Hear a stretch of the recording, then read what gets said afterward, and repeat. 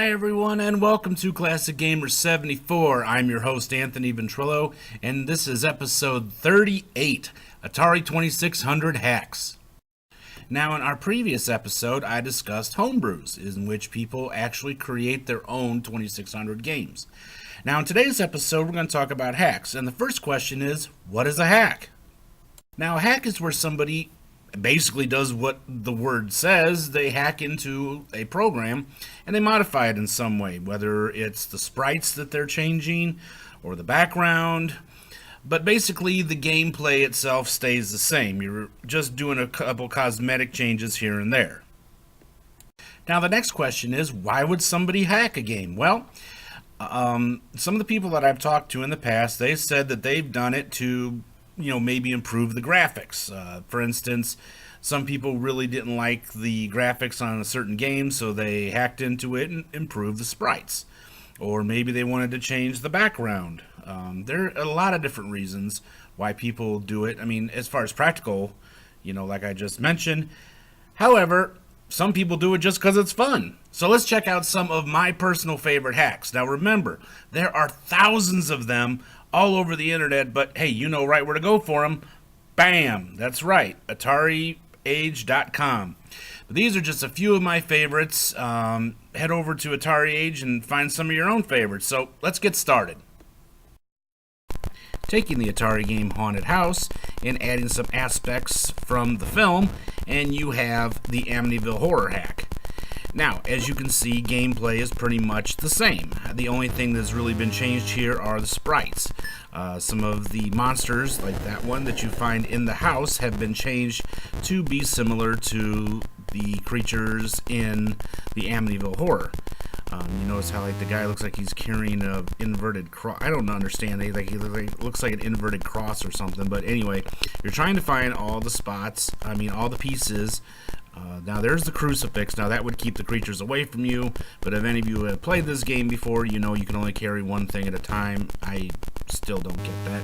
But anyway, so you're trying to find pieces of a skull so that you can get out. Now look, there's Jody the pig. If you've seen the movie, you understand.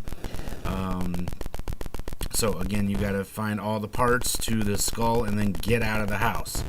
Like I said, I loved Haunted House, the game. I had an episode about it a while back, and Amityville Horror is one of my all-time favorite movies. So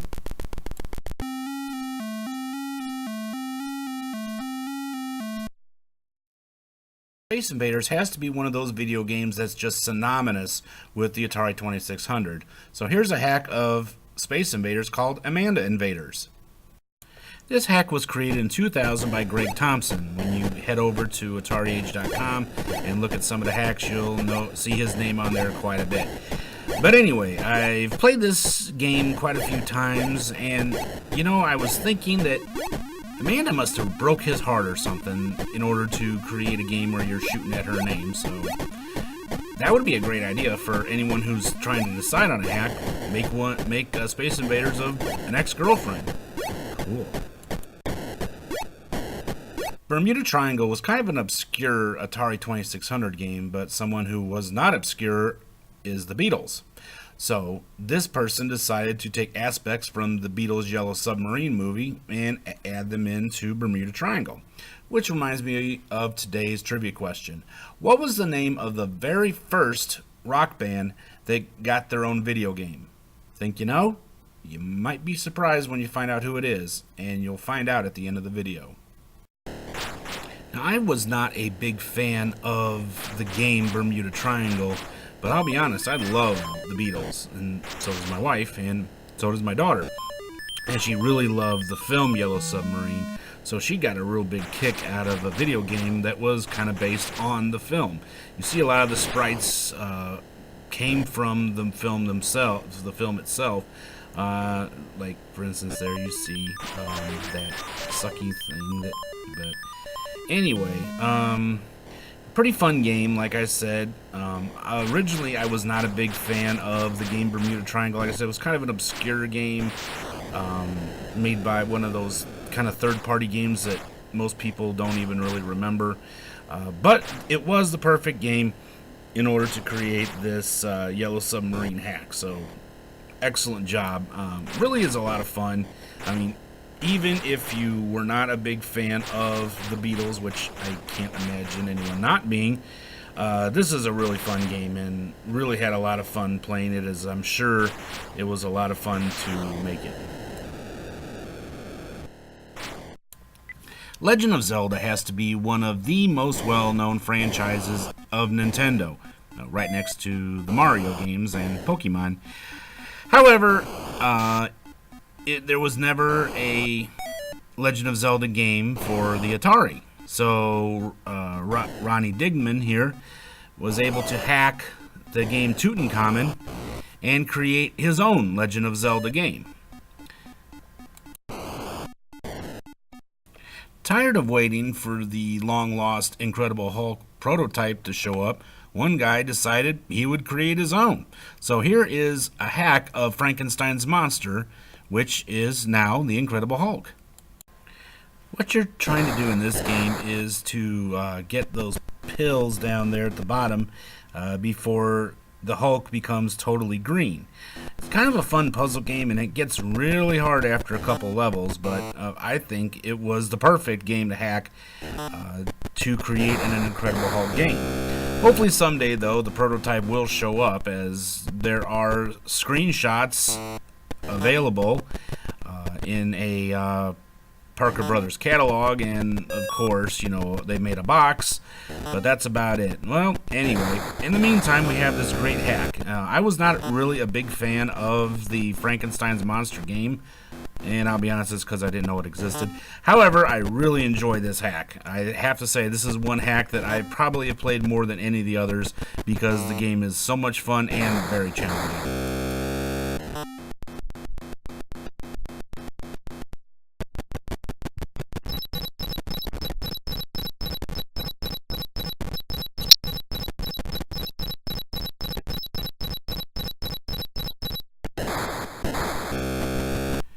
Even though the prototype for the long-lost McDonald's game was discovered a couple years ago, people still wanted a McDonald's game of some kind for the Atari 2600.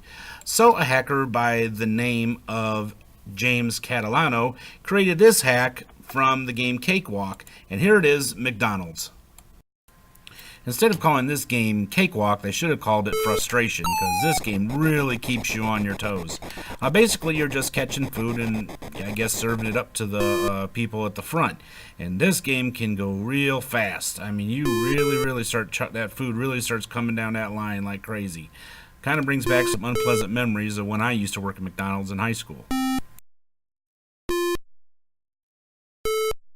As Pitfall is considered one of the greatest Atari 2600 games of all time, it made sense that people would hack it in some way, shape, or form. So let's check out some of the best of the Pitfall hacks.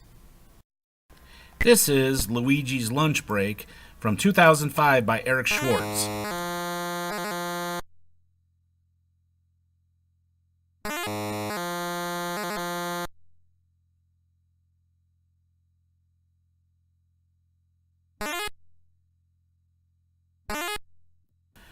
Do you love playing Pitfall, but are tired of trying to figure out which tunnels to go in underground because you keep running into the walls? Well, here is one of the best hacks for you. It's called Pitfall No Walls.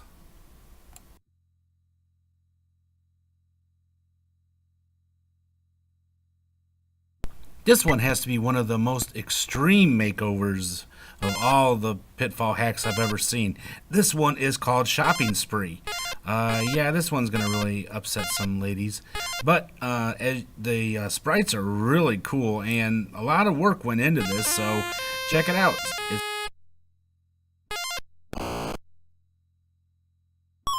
Sometimes a hack is created in order to improve gameplay.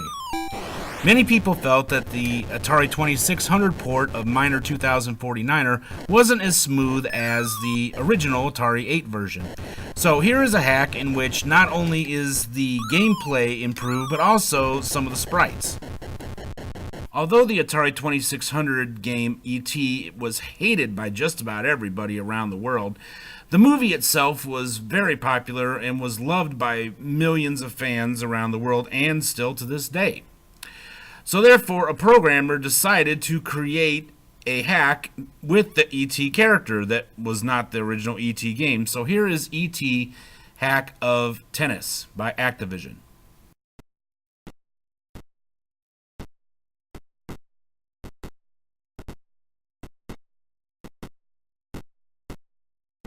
Speaking of tennis, here's Inky and Pinky from Pac-Man having their own tennis match.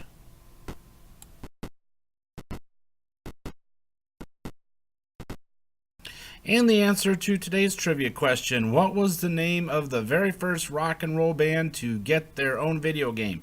And the answer is Journey, as Data Age released the game Journey Escape for the Atari 2600 in 1982. Although it wasn't a big hit initially, it did catch on later on. A year later, Bally Midway released an arcade game called Journey as well. Although, to be honest, even though I am a big Journey fan and several other people are, this was not a big hit. That brings us to the end of today's episode. I hope you enjoyed it. If you did, don't forget to give us a big thumbs up and subscribe if you haven't already. Also, let me know in the comments section below about some hacks that you like that weren't featured on this episode, and I'll check them out, and who knows, maybe they'll be the subject of a second hacks episode. Well, this has been Anthony Ventrilo saying thank you for stopping by, and I will see you all in the next video. Until then, have a great day. Goodbye.